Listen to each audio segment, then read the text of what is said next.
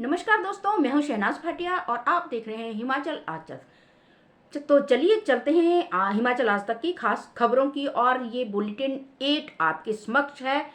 तो सबसे पहले अर्की की ही बात लेते हैं। अर्की तहसील की अर्की हेल्पिंग पीपल संस्था दूर दराज से लेकर तहसील के हर कोने के पीड़ितों का सहारा बन रही है। प्रत्येक गरीब के दुख में खड़ी इस संस्था ने कोलका के दिनेश कुमार गांधी के घर पहुंचकर उनका हालचाल जाना और उन्हें 11,000 रुपए की राशि प्रदान की। दिनेश कुमार एक दुर्घटना में घायल हो गए थे और उनका उपचार शिमला इंदिरा गांधी मेडिकल कॉलेज में चल रहा है। उनकी दुर्घटना से परिवार पर आर्थिक संकट आ गया है, क्योंकि घर में सिर्फ बूढ़ी मां और दिनेश कुमार ही है।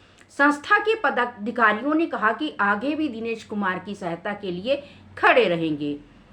सोलन पुलिस की SIU टीम ने गुप्त सूचना के आधार पर बैर गांव में एक मकान में दबिश देकर 2 युवकों के कब्जे से 7.10 ग्राम चिट्टा हीरोइन बरामद किया। आरोपियों की पहचान सारांश बालिया 26 और रुशील ठाकुर 25 के रूप में हुई है, जो सोलन के निवासी है। पुलिस ने दोनों आरोपियों को गिरफ्तार कर लिया है और उनके खिलाफ NDPS अधिनियम के तहत मामला दर्ज कर लिया है और आरोपियों को 4 दिन का पुलिस रिमांड लिया है। मनाली में पुलिस ने 2 युवकों को चिट्टे के साथ गिरफ्तार किया है। आरोपियों की पहचान उपेंद्रजीत सिंह 21 और बलकार लाल 25 के रूप में हुई है, जो पंजाब के निवासी है। पुलिस ने उनके कब्जे से 39.650 ग्राम चिट्टा बरामद किया है। दोनों आरोपियों के खिलाफ NDPS एक्ट के तहत मामला दर्ज कर लिया गया है। पुलिस को सूचना मिली थी कि ये युवक होटल के कमरे से चिट्टा बेचने का अवैध धंधा कर रहे हैं।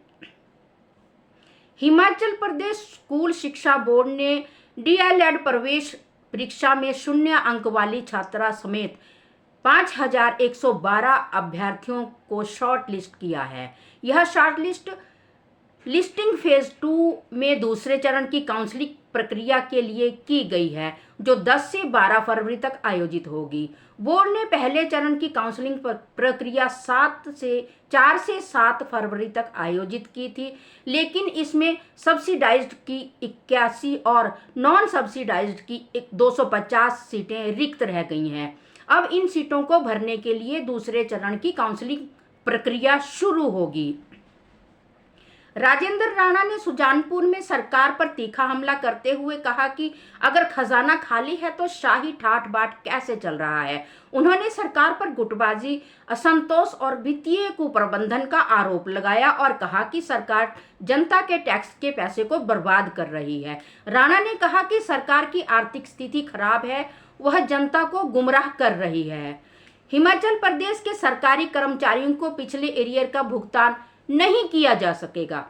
वित्त विभाग की प्रेजेंटेशन में यह बात सामने आई है। राज्य की आर्थिक स्थिति ठीक नहीं है, इसके कारण कर्मचारियों को महंगाई भत्ते और एरियर का भुगतान करने में देरी हो रही है।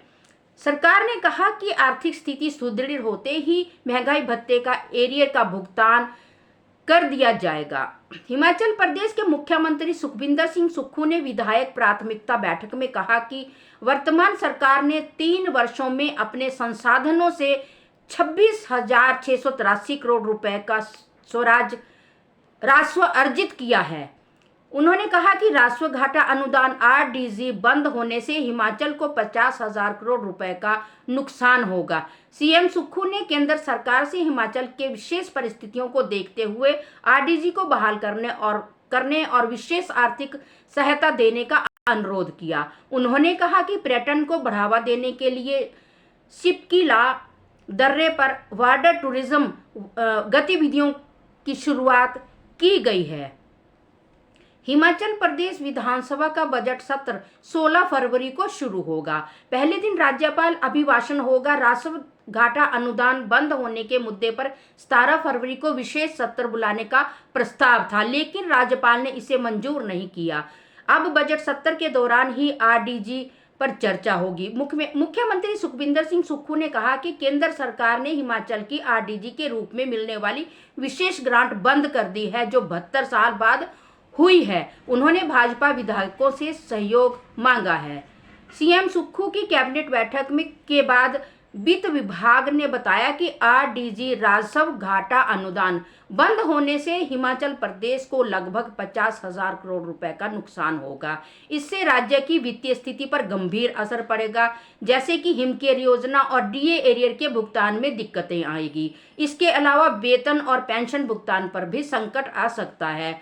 आरडीजी बंद होने से राज्य के बजट पर 15 से 20% का प्रभाव पड़ेगा, जिससे विकास योजनाएं प्रभावित होंगी। राजकीय उच्च विद्यालय कोटली को राष्ट्रीय ग्रीन स्कूल अवार्ड से सम्मानित किया गया है, जो अर्की उपमंडल के लिए गर्व की बात है। यह पुरस्कार पर्यावरण संरक्षण के क्षेत्र में उत्कृष्ट कार्यों के लिए दिया जाता है। विद्यालय ने सेकेंडरी स्तर की श्रेणी में यह अवार्ड जीता है, जो नई दिल्ली में आयोजित समारोह में प्रदान किया गया। विद्यालय ने पर्यावरण अनुकूल गतिविधियों, स्वच्छता, जल संरक्षण, ऊर्जा बचत और हरित सोच को बढ़ावा देने जैसे मानकों पर खरा उतरते हुए यह उपलब्धि हासिल की है। इको क्लब की प्रमुख उषा कंवर ने बताया कि विद्यालय ने सभी 6 मानकों को पूरा किया है। मुख्याध्यापिका आशा नेगी ने इस उपलब्धि का श्रेय पूरे स्कूल प्रबंधन, शिक्षकों और विद्यार्थियों को दिया है। सोलन पुलिस ने उद्घोषित अपराधियों के विरुद्ध चलाए जा रहे विशेष अभियान में सफलता हासिल की है। पुलिस थाना धर्मपुर की टीम ने माननीय न्यायालय द्वारा उद्घोषित अपराधी घोषित किए गए आरोपी दिलाराम को राजस्थान के दौसा जिले से गिरफ्तार किया है। आरोपी न्यायालय में विचारण के दौरान लगातार अनुपस्थित रहा और गिरफ्तारी से बचने के लिए लंबे समय से फरार चल रहा था। सोलन पुलिस ने स्पष्ट किया है कि न्यायालयों के आदेशों की अवहेलना करने वाले उद्घोषित अपराधियों के विरुद्ध कठोर कार्रवाई जारी रहेगी। हिमाचल प्रदेश के स्कूल शिक्षा विभाग ने निजी स्कूलों में किताब, कापियों और वर्दी खरीद को लेकर होने वाली मनमानी को रोकने के लिए कड़ा रुख अपनाया है। विभाग ने उपनिदेशकों को कार्रवाई के निर्देश दिए हैं और निजी शिक्षण संस्थान अधिनियम 1997 के प्रावधानों के अनुसार सख्त कार्रवाई को कहा है। विभाग ने सभी सेकेंडरी और प्रारंभिक उपनिदेशकों सहित स्कूलों के प्रबंधकों, प्रधानाचार्यों और मुख्य अध्यापकों को पीटीए के माध्यम से प्रत्येक वर्ष शैक्षणिक सत्र आरंभ होने से पूर्व अभिभावकों का जर्नल हाउस आयोजित करने के निर्देश जारी किए हैं। स्कूलों को नियम की अनुपालना के लिए आदेश जारी किए जाएंगे और यदि कोई स्कूल नियमों की अवहेलना करता है तो उसका अनापत्ति प्रमाण पत्र रद्द कर दिया जाएगा। सोलन पुलिस ने सुबाथू रोड पर 3.30 ग्राम चिट्टा हीरोइन के साथ 2 युवकों को गिरफ्तार किया है। उनके पास से 10,700 रुपए भी जब्त किए गए। पुलिस ने एनडीपीएस एक्ट के तहत मामला दर्ज कर लिया है और जांच जारी है। यह कार्रवाई नशा तस्करों के खिलाफ सोलन पुलिस के अभियान का एक हिस्सा है। रामशहर डोली गजेड़ में माता रानी मंदिर में चोरी की वारदात को चोरों द्वारा अंजाम दिया गया है, जो कि यह खबर बहुत ही चिंताजनक सामने आई है। बीती रात अज्ञात चोरों ने माता रानी के मंदिर परिसर को निशाना बनाते हुए चोरी की वारदात को अंजाम दिया है, जिससे इलाके में दहशत का माहौल है। तो करते हैं बात मौसम की। मौसम विभाग के अनुसार मध्य रात्रि के बाद मौसम बिगड़ने की संभावना है, जिसमें बर्फबारी, बारिश और तूफान की आशंका है। मौसम विभाग ने 9 से 11 फरवरी तक पश्चिमी विक्षोभ सक्रिय रहने का अनुमान लगाया है, जिसका सबसे अधिक असर 10 फरवरी को दिखेगा। इस दौरान ऊंचे क्षेत्रों में हिमपात और निचले क्षेत्रों में कुछ स्थानों पर आंधी के साथ वर्षा का अनुमान भी है। इसी के साथ इस बुलेटिन की यही समाप्ति होती है। आप लोगों से यही आग्रह रहता है कि आप हमारे इस बुलेटिन को ज़्यादा से ज़्यादा लाइक करें, कमेंट करें और शेयर करें। और इसी बुलेटिन की खबरें आपको यूट्यूब चैनल पर भी मिलती है, तो आप यूट्यूब चैनल को भी सब्सक्राइब करें ताकि सभी लोगों तक इस हमारा जो बुलेटिन है उसकी खबरें और लाइव जो है और जो रोज़मर्रा की खबरें आप तक पहुंच सकें। इसी के साथ मैं शहनाज भाटिया अपने सहयोगी पवन कुमार सिंह और मनोज शर्मा के साथ, जय हिंद,